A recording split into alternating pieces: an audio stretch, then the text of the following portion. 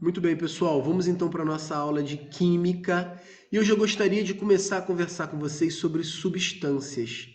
Mas antes de falar sobre as substâncias, eu queria já explicar sobre o átomo.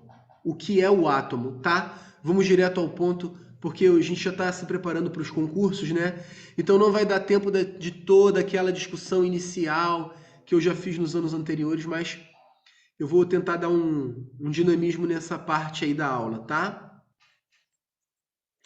Então, vamos lá. Vamos entender sobre as substâncias, né? Qual a necessidade dos caras de classificarem as substâncias?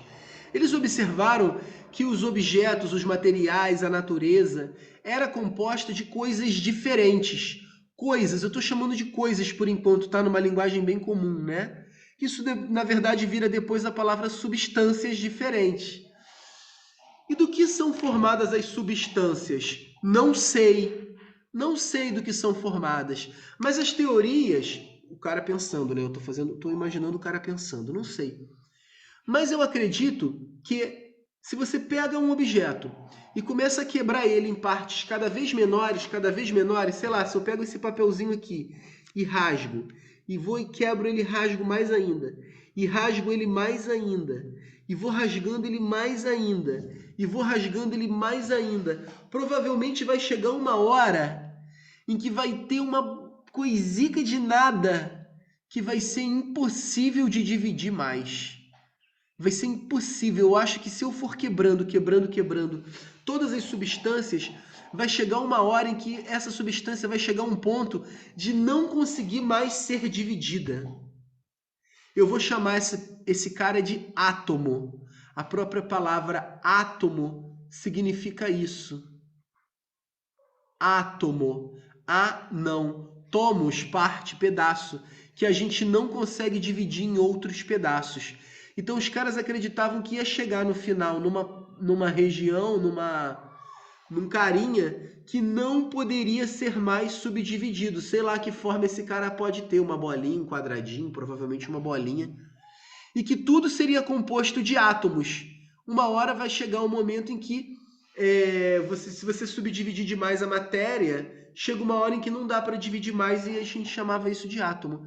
Esses primeiros pensadores, Tales de Mileto, mesmo Tales do Teorema de Tales lá da matemática, também pensou sobre isso. E Leucipo e Demócrito e vários outros filósofos dessa época, né, pensadores que na época eram geômetras, né? Eles investigavam tudo, a natureza como um todo, não só filosofia, mas biologia, física, química, não existiam desses nomes para essas matérias, né? Todos esses caras eram os filósofos materialistas que acreditavam nisso, que tudo era feito de uma matéria e que ia chegar uma hora em que não ia dar mais para dividir. Só que depois nós conseguimos sacar, eu vou explicar isso em detalhes para vocês, como os caras conseguiram sacar. Por enquanto eu só vou dar um certo salto aqui, mas isso tudo será explicado em detalhes. Nós descobrimos que essa tal bolinha, vamos dizer assim, imaginária, que inicialmente os caras lá achavam que era indivisível, pode ainda ser dividida. Os caras têm razão. Tudo é feito de átomos, sim. Mas esses átomos não são tão indivisíveis assim. Eles conseguem ainda ser separados em... Digamos que a gente consiga ampliar essa bolinha. Você ia ver essa bolinha. Lá, o centro dela, um núcleo,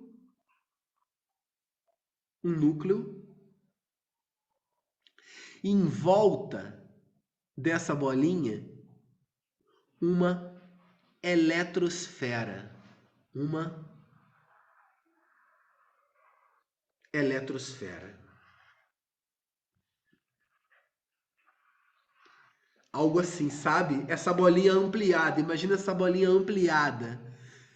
Meus desenhos vocês têm que usar muita imaginação, né, galera? Porque eu desenho mal. Mas eu acho que deu para você sacar, né? Tem um núcleo que eu fiz de vermelhinho, ok? Esse núcleo é extremamente maciço, duro, rígido. E tem uma esfera em volta, tipo um campo de força, tipo um campo protetor, que é chamada de eletrosfera, uma região em volta, que é chamada de eletrosfera. Ela é chamada assim de eletrosfera porque em volta dela estão girando os elétrons, que são partículas muito pequenininhas e que têm uma carga negativa.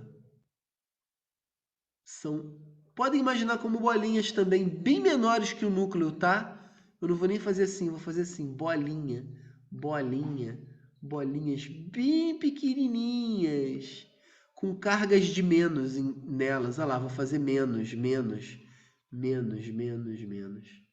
Que doideira. O estudo que nós estamos fazendo agora, galera, chama-se atomística, tá? Se você ler em algum edital aí, o estudo da atomística, lá no edital do Cefet, no edital do Colégio Naval, é isso que nós estamos fazendo agora, tá? E se nós ampliarmos esse núcleo, ele também não é indivisível não. Lá dentro dele, vamos imaginar esse cara aqui, agora um pouco ampliado. Esse núcleo ampliado, dentro dele vai ter duas partículas. Vai ter o próton. Mais uma vez, eu não sei se o formato é de uma bolinha, eu só estou imaginando, tá? Isso é um modelo. Nunca ninguém viu um próton na vida, sacou, galera? Então, eu estou imaginando que vou desenhar em forma de modelo. Isso é o modelo atômico, ok? Então, você tem o próton lá dentro e o nêutron.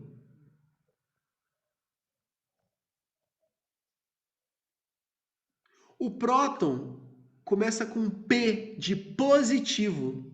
Ele é uma bolinha que tem carga positiva. E o nêutron, como o nome já diz, é neutro. É uma bolinha que é gordinha, tem massa. A massa do átomo está toda aqui, tá?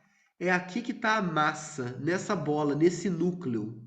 É no núcleo que está a massa. Tá bom, galera? Ou seja, a massa ela é formada pela soma da quantidade de prótons mais a quantidade de nêutrons. É tudo que está no núcleo, é ali que está a massa toda. E os elétrons em volta, eles são muito leves, a massa deles é considerada desprezível. Eles até têm massa, mas é 1489 vezes menor que a massa de um próton. É como se você, sei lá, subiu numa balança e tirou um fio de cabelo. Vai fazer diferença um fio de cabelo que caiu na sua massa, na balança? Não. Então, cada elétron é como se fosse um fio de cabelo a mais ou a menos que você tem, que você perde. Não muda em nada, tá bom, galera? Nós dizemos que o elétron tem uma massa desprezível, tá bom? Aqui está o elétron, essa bolinha. O elétron, ele tem uma massa desprezível. Não é desprezível de você é desprezível. É desprezível de que tem até uma piada, né? Por que que o elétron não... Por que que o elétron foi demitido da pizzaria? Porque a massa dele era desprezível. Não é a piada com a palavra desprezível no sentido de ser nojento. Mas nós sabemos que em matemática, quando um valor é muito pequeno, é ínfimo, nós podemos dizer que esse valor é desprezível, ou seja, você pode ignorar ele, desprezar, tá bom? Tá bom? Então a massa do átomo está toda concentrada no núcleo, e a massa ela é formada pela soma dos prótons e dos nêutrons. Os prótons têm carga positiva. Olha como a natureza é divina e maravilhosa. Para cada elétron que tem girando lá fora com uma carga negativa, tem um próton lá dentro do núcleo com uma carga positiva. Numa dança, num equilíbrio Inexplicável, incrível. O átomo, ele está equilibrado eletricamente. Então, se você tem lá fora, digamos, 10 elétrons girando em volta, 1, 2, 3, 4, 5, 6, 7, 8, 9, 10 cargas negativas girando em volta, dentro do núcleo, você vai ter 10 prótons. Se tiver 10 elétrons, com uma carga negativa. Dentro do núcleo vai ter 10 prótons com carga positiva num jogo de equilíbrio constante. É isso que mantém essa eletrosfera, essa casca elétrica que protege esse campo de força milagroso aí que protege esse núcleo. É assim que é o átomo, galera. Quer dizer, isso é um modelo, né, galera? Ninguém nunca viu, tá? Isso é o modelo que nós temos até aqui, pelo que a gente estudou, pelos experimentos que foram feitos até aqui, tá? E a distância entre esse núcleo e a última camada dessa eletrosfera é gigante, tá? A distância do núcleo até a eletrosfera é imensa, tá? Tem até uma comparação que diz assim: se o núcleo fosse uma bola de futebol, se o núcleo fosse do tamanho de uma bola de futebol, a eletrosfera, numa comparação assim do espaço vazio que tem entre o núcleo e a eletrosfera, né? Se você colocasse essa tal bola de futebol no centro do estádio do Maracanã, sabe o Maracanã, um dos maiores estádios do mundo, que tem um dos maiores campos do mundo e ainda tem aquele negócio oval onde fica a arquibancada, né? Então a comparação é essa. Se o núcleo fosse do tamanho de uma bola de futebol oficial, a eletrosfera seriam como se fossem mosquinhas girando em volta lá fora do Maracanã. Se você botasse a bola no centro do gramado, o núcleo está aqui, a eletrosfera são mosquinhas girando lá em volta da arquibancada.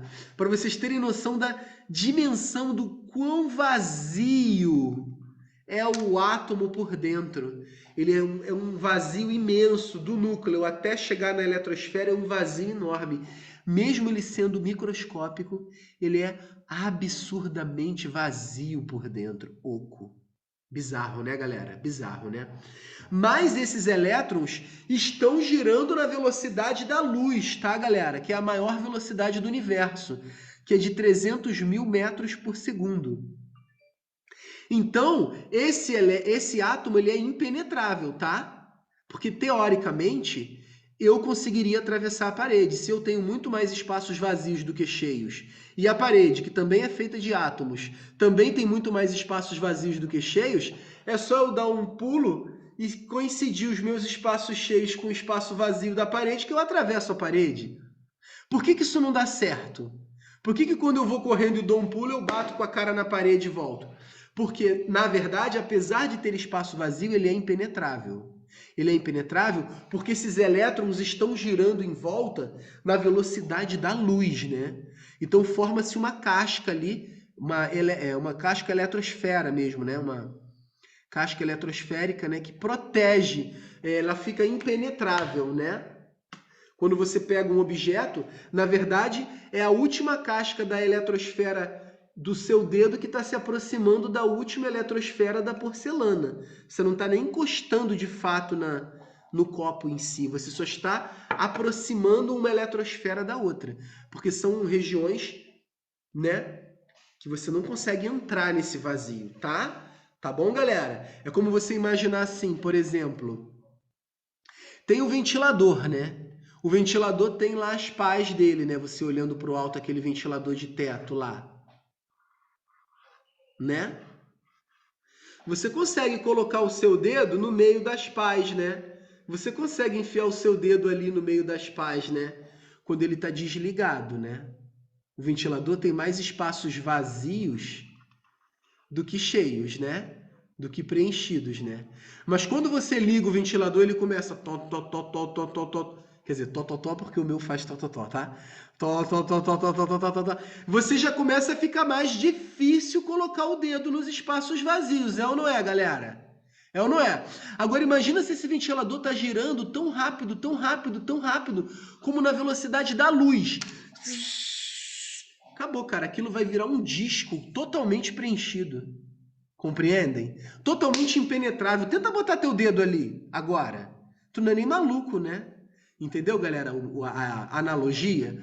Mesmo sendo cheio de espaço vazio ali, os elétrons, essas mosquinhas, estão girando tão violentamente rápido, na maior velocidade do universo, que se forma ali uma casca impenetrável. Tipo um campo de força, sabe? Sabe? Não é essa palavra, eu tô usando essa palavra porque eu sei que todo mundo imagina isso dos filmes, dos desenhos, né? Tipo uma região ali que você não consegue atravessar, tá bom? Mesmo o átomo sendo tão cheio com tanto espaço vazio assim, ele é impenetrável. Tá legal, galera? A não ser no caso de uma bomba atômica, que é uma explosão justamente que rompe o átomo no meio, quebra ele violentamente. Tá? Chama-se fissão nuclear, que solta uma energia tão grande, tão violenta, que arrebenta os outros átomos em volta e gera uma reação em cadeia e gera uma liberação de energia violentíssima, violentíssima, estrondosa, né? Ou na fusão nuclear, também consegue mexer aí dentro do átomo, que é no Sol. O Sol está o tempo todo fazendo uma fusão nuclear, ele está juntando dois átomos de hidrogênio e produzindo um átomo de hélio. Também libera grande energia, que é essa energia sem a qual nós não viveríamos. Toda essa energia de calor e luz que está chegando na Terra é graças à fusão nuclear que acontece no Sol. Tá legal, meus queridos? Então, de uma maneira prática, aqui a gente pode entender que o mais simples de tudo é o átomo, que nós sabemos que, por razões históricas, essa palavra ficou do indivisível, mas nós sabemos que ele é dividido em partes menores, sim, que são os prótons, nêutrons e elétrons, certo? Prótons e nêutrons que estão no núcleo e elétrons que estão lá fora na eletrosfera girando, ok? Tá desenhando aí, né, galera? Tá rápido? Estão acompanhando legal? Qualquer coisa eu desenho de novo, tá? Final da aula. E se nós tivermos átomos ligados uns aos outros, um átomo ligado a outro átomo, você vai formar uma substância. Você vai formar uma molécula, na verdade. Opa, tô indo com muita sede ao pote. Você vai formar uma molécula. O conjunto dessas moléculas aí sim forma uma substância, ok? Por exemplo, nós temos o átomo de oxigênio, ok? Um oxigênio pode se ligar com outro átomo de oxigênio, formando uma molécula O2. Esse O2 significa dois átomos de oxigênio, um ligado no outro. Tudo isso eu vou falar com calma, tá, pessoal? Só estou dando uma adiantada para já falar de substância. Aqui eu posso dizer, então, que eu tenho uma molécula de oxigênio. E se eu pegar vários desses carinhas e colocar num recipiente, vários desses carinhas, eu posso dizer que eu tenho aqui dentro, aprisionado nesse recipiente, a substância oxigênio. Que tal, galera? Deu para sacar a coisa desde o mais simples para o mais complexo? Então, a substância você pode entender como um conjunto de moléculas, que você pode entender como um conjunto de átomos agrupados. São eles que formam todas as substâncias que nós conhecemos e que nós ainda vamos conhecer. Ok? Tem desconhecidos também, que a gente vai conhecendo depois, descobrindo depois, né? Tudo veio a partir do átomo.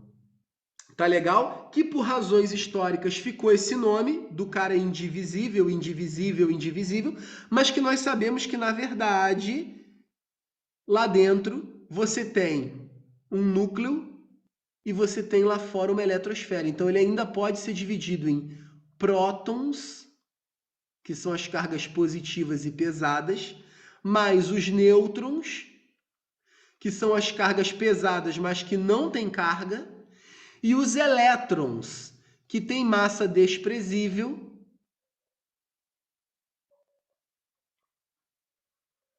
e carga negativa. E que os átomos estão nesse constante equilíbrio, nessa dança aí, em equilíbrio entre os prótons e os elétrons. Se você tem 10 prótons, 10 cargas positivas no núcleo, você vai ter 10 cargas negativas girando lá em volta.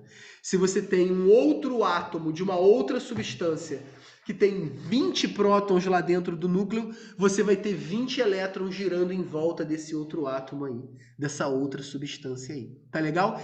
E como que você sabe que as substâncias são diferentes? Pela quantidade de prótons. Tá legal? O próton, ele é justamente o cara que representa a substância. Quando você vai mudando a quantidade de prótons, você vai mudando de substância. Por isso, a quantidade de prótons de um átomo é chamada de número atômico. Número atômico. Porque é como se fosse a identidade do cara, sabe? Quer ver? Eu vou desenhar para vocês o hidrogênio. Sabe como é que é o átomo de hidrogênio? Ele é o mais simples de todos. Ele só tem um próton no núcleo e um elétron na eletrosfera girando em volta. E um elétron negativo. Nem tem nêutron nenhum. Ele é só isso. Ele é só isso, galera. Deixa eu apagar esse aqui que ficou meio feio e fazer uma elipse maneirinha. Aqui. Tá aí o átomo de hidrogênio. Sabe o que difere o hidrogênio para o hélio, que é o combustível que está lá no Sol queimando? O hélio, ao invés de ter um próton, ele passa a ter 2 prótons.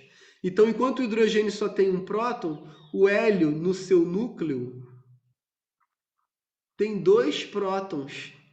Em alguns casos também pode ter um nêutron ou 2, aí depende do, né? Claro que se ele tem 2 prótons, ele vai ter lá na sua eletrosfera 2 cargas negativas girando em volta dele. 2 prótons, 2 elétrons. Olha lá, vou fazer um outro aqui embaixo. Olha lá. Tô fazendo exagerado esse núcleo, né, galera? Grandão, para vocês entenderem. Na verdade, ele é pequenininho, já expliquei isso, né? Aqui é o átomo de hélio. Certo? E se tivessem 3 prótons, aí já seria uma outra substância, seria o lítio. E se tivesse 4 prótons, aí iria para as outras substâncias. Aí já eu vou mostrar para vocês uma tabela periódica que mostra todos esses carinhas aí em ordem. Beleza? Lucas, estou indo bem até aqui, Lucas. Tem algo que você gostaria de acrescentar que eu tenha esquecido ou alguma informação aí? Fica à vontade. Eu só ia adicionar que o elétron não tem exatamente a velocidade da luz, né? Tipo, é bem próximo. Só que como é bem pequenininha a diferença, então a gente pode considerar que é a velocidade da luz, né? Oi? Não entendi, cara. 2. 2 o quê? É que o elétron, eu só ia adicionar que o elétron, a gente diz que ele tem a velocidade da luz porque é tão Sim. pequenininha a massa dele que a massa dele quase não influencia na velocidade, né? Então é muito próximo da velocidade da luz. Isso. Isso é uma outra discussão também um pouquinho mais complexa, a questão da onda-matéria, né? Dualidade onda-partícula, que agora para eles não convém. Sim, é bem próxima da luz, não chega a ser exatamente, porque a velocidade da luz ela é inatingível, a não ser pelas ondas. Tá? Inclusive tem uma discussão na física e na química até hoje se o elétron é massa ou é onda. Porque ele não tem massa, mas ele tem quantidade de movimento. Então, é onda ou é matéria? Aí falam que é uma onda de matéria. Mas aí esse assunto é um pouco complexo para conversar agora, tá? Pô, Lucas, pega leve, cara. Você tá pegando pesado aí, hein? A Mas que Federal de culpa tem Química, essa é a parte mais divertida? a Federal de Química tá te deixando malucão, hein, cara? Sinal de que você tá aprendendo. Bom, Galera, às vezes o que difere uma substância da outra nem é necessariamente só a quantidade de prótons ou a quantidade de. Às vezes uma substância da outra muda pela forma como ela está organizada, tá? Um exemplo é o grafite e o diamante são feitos só por carbono.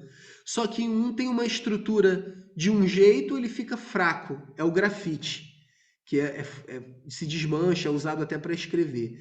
E o mesmo carbono ligado, arrumado de uma outra forma, forma o diamante. Nós dizemos que é uma forma alotrópica, tá? Não se assustem muito com as palavras, eu preciso falar sobre elas, mas isso tudo está no nosso material, tá? Quem quiser ir anotando, tá bom? Grafite e diamante são substâncias diferentes, mas são feitas do mesmo átomo principal. Ambos são puro carbono. São feitos de carbono. É o cara que tem 12 prótons lá no núcleo, 12 elétrons. São feitos de carbono. Só que eles são chamados de formas alotrópicas, variações alotrópicas.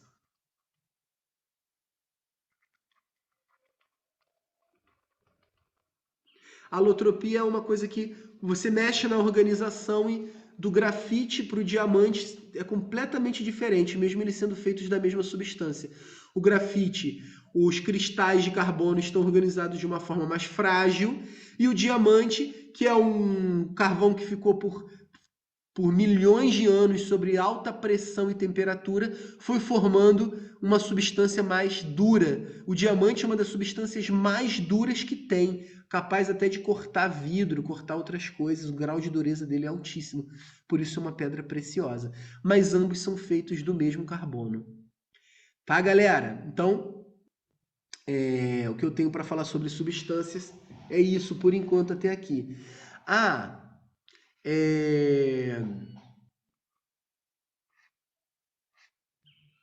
Tudo bem. Substância pura. Primeiro, substância simples e substância composta. Calma aí. O Lucas está lembrando que quase todo ano cai questões sobre alotropia no Colégio Naval. Isso que eu acabei de falar, né, Lucas? Bem lembrado, né, cara? Muito bem. Gente, o round vai cair em 1 minuto. Quando cair é só voltar, tá? Galera, agora vamos falar sobre o que difere uma substância